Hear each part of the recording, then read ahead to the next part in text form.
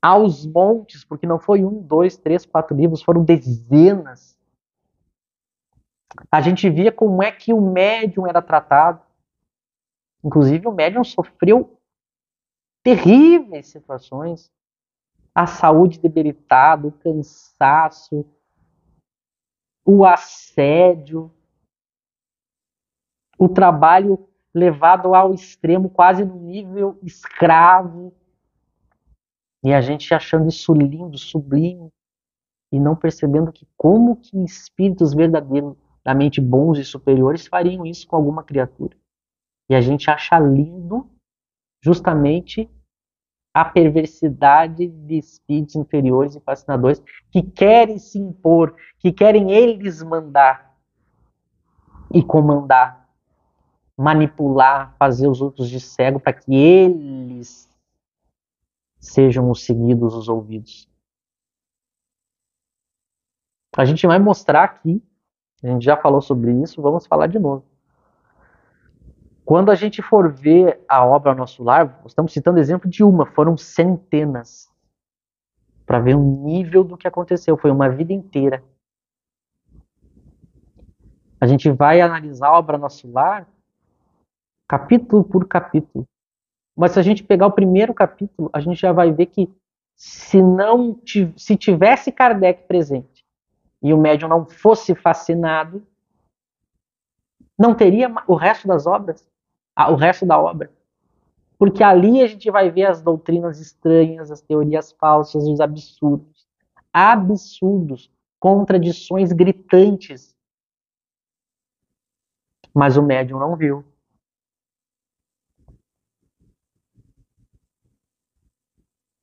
E aí alguém poderia perguntar, bom, mas e as pessoas que estavam na volta do médium? E as pessoas que estavam editando a obra para vender? Meus amigos, basta que a gente leia a história do que aconteceu.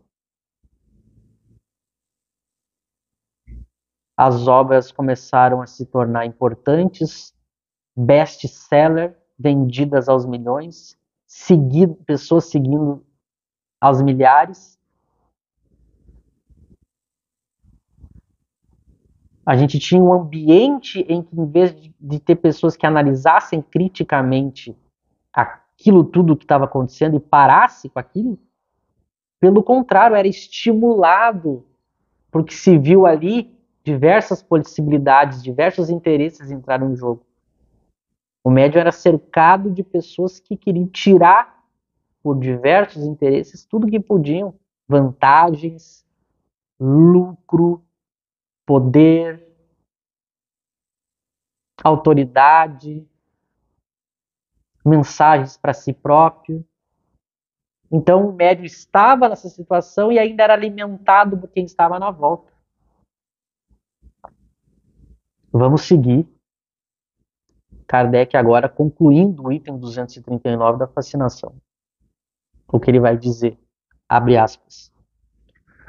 Compreende-se facilmente toda a diferença que existe entre a obsessão simples e a fascinação. Compreende-se também que os espíritos que produzem esses dois efeitos devem diferir de caráter. Na primeira, o espírito que se agarra à pessoa não passa de um importuno pela sua tenacidade e de quem aquela se impacienta por desembaraçar-se. Na segunda, a coisa é muito diversa.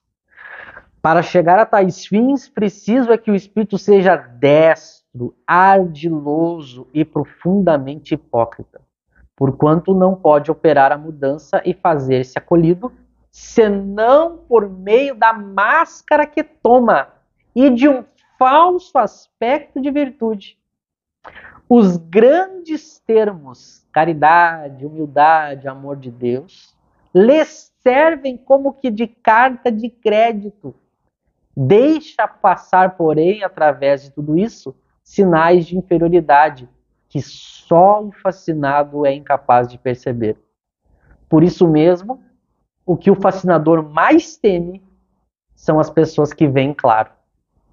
Daí eu consistir a sua tática quase sempre em inspirar ao seu intérprete o afastamento de quem quer que lhe possa abrir os olhos. Por esse meio, evitando toda contradição, fica certo de ter razão sempre. Vejam o que Kardec coloca de maneira clara para nós sobre a fascinação.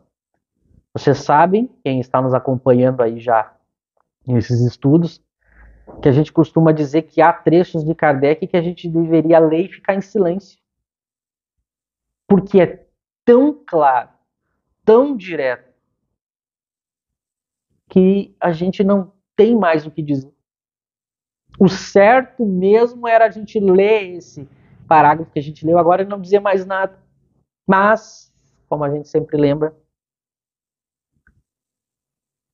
a coisa foi tal durante o século XX, a cegueira se instalou de tal maneira, a ignorância e a fascinação se espalhou de tal maneira até os dias de hoje no nosso meio espírita, que exatamente aquilo que é mais claro e direto, o fascinado lê e não enxerga, porque ele está cego, porque ele está sendo manipulado pelo fascinador, que não deixa ele ler textos como esses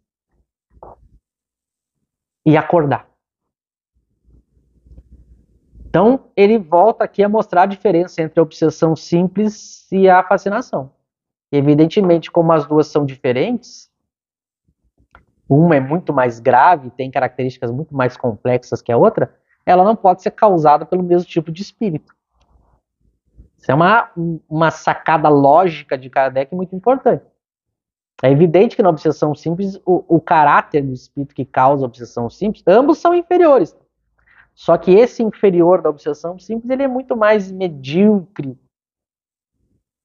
simples, ignorante. Ele é mais como ele diz aqui, alguém que incomoda, que impacienta, que embaraça. Agora, o segundo, que é o da fascinação, ele tem um caráter, como diz Kardec aqui, ele é ardiloso, destro. Então ele tem a habilidade de dizer coisas como uma isca para que o médium, ao ver essas coisas, caia e passe a ter uma confiança cega. E vejam o que Kardec está dizendo. A gente devia pegar esse trecho e colar numa parede das nossas instituições e grupos espíritas. Esse trecho devia vir estampado em todas as obras espíritas como contracapa. O espírito, por meio da máscara que toma de um falso aspecto de virtude. Vejam bem, aqui é um ponto muito essencial. O espírito fascinador, ele não diz coisas absurdas no sentido de que ele claramente prega maldades. Não, porque ele seria mais facilmente ainda notado. Mas ele se passa, por isso máscara, de falso aspecto da virtude. Ele finge ser alguém superior, virtuoso, bondoso. E é como diz Kardec, ele usa termos, olha o que o fascinador é capaz de fazer, ele fala da caridade, ele fala da humildade, ele fala do amor a Deus. Ele fala, mas por que ele diz isso? Porque é como se fosse uma carta de crédito. Através dessas belas palavras, o médium se entrega e aí ele dá o bote. Domina. Porque junto com esses assuntos de caridade, humildade, amor a Deus, ele domina o médium e impõe os seus absurdos, as suas mentiras.